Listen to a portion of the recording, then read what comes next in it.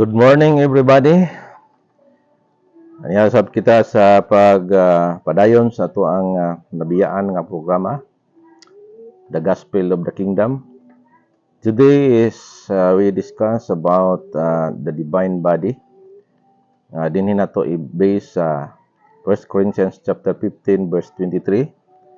According to the Bible, it says, "But every man in his own order, Christ the first fruits, afterward they that are Christ at His coming."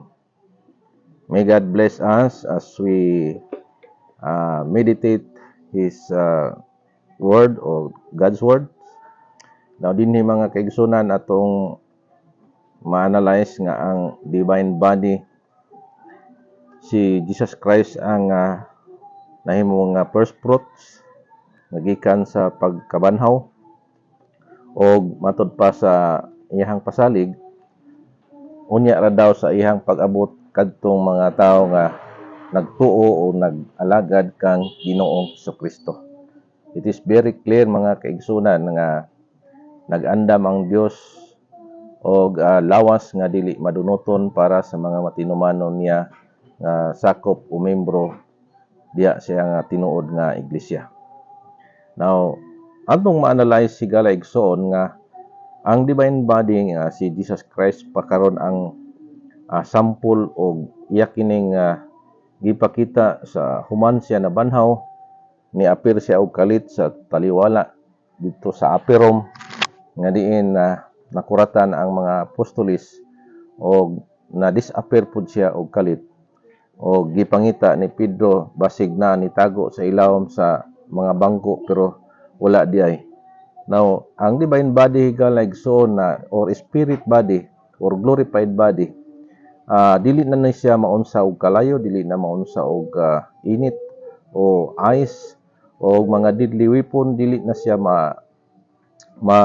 maunsa higala igsoon tungod kay spirit being og ang divine body sumala ni Pastor Ford sa iyang pagbisita dinhi sa amoa ug iyang gitudlo nga ang divine body sama sa kaabtik sa imuhang hunahuna. Now, kung unsa ang imong ginahuna nga lugar, tuwa na ka didto. So ingon na ang divine body nga gisaad sa atong Ginoo ug gihanang ihatag sa tagsa-tagsa na kanato sa oras nga kita makadaog sa maong covenant training.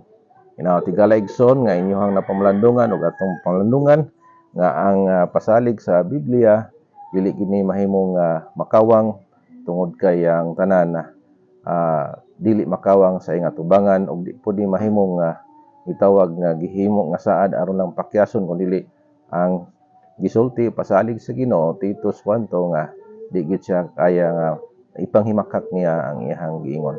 So how would you imagine ang divine body nga atong maangkon mo ning mansion nga matod pa sa ato ang Ginoo nga ihaning halupan ang ato ang kalibutanon nga lawas ug dili na maunsa sa bisan unsa nga mga gikahadlok kanato, dili sama ni ining nga lawas nga mahadlok ka sakit, mahadlok ta nga masamad, mahadlok ato pa kining ipasakay kay dili kaya baklayon, pero kining divine body unya nga diin kita makadaog ug kauban natong ato ang manluwas nga dili na kini kinahanglan nga ipasakay pa sa unsa pa nga sakyanan tungod kay it is a divine body or spirit body or glorified body nga diin nga gipakita sa ato ang Ginoo iyang gisample human siya na banhaw. So inaot mga kaigsunan, interest ka mo niini